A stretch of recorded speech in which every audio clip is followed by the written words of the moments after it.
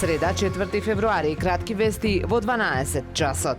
Неодамнешните врнежи од дожд предизвика одрон на дел од зидот кај археолошкиот локалитет Манчевци. Директорот на Охридскиот завод и музеј Горан Патчев за Супер радио вели дека нивна екипа ја санира состојбата. Ископот направен кај локалитетот е согласно одобрение за археолошки истражувања и во тек е преземање на мерки да се направи потпорен зид. Патчев додава дека биле во контакт со собствениците за заеднички да се реши проблемот, а известено е и Министерството за култура и туризам. Локалитетот Манчевци е делумно истражен во текот на 2007 година и има прилично зачуван поден мозаик со декоративен аранжман.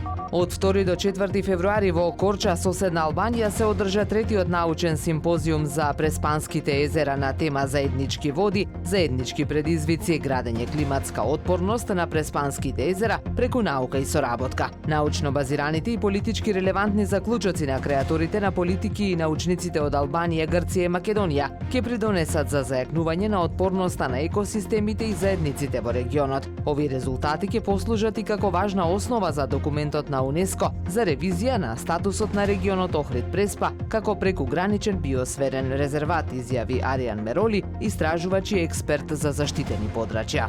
Скоро 6 месеци нема трага од бугаринот Илија Танчев, кој исчезна при нуркање во Охридското езеро во близина на заливот кај селото Трпејца. Се претпоставува дека телото би требало да биде на длабочина од 80 до 100 метри, но никој не може да претпостави точно каде. Граѓанско здружение од Бугарија неодамна на клубот за подводни дејности Охрид му донираше подводен дрон кој може да се спушти до длабочина од 200 метри и да се искористи во потрагата по Танчев.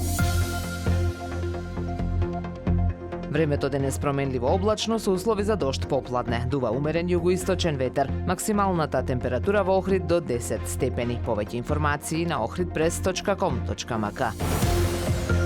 Уредник и водител на вестите Даниела Спасик. Технички реализатор Реджеп Селман.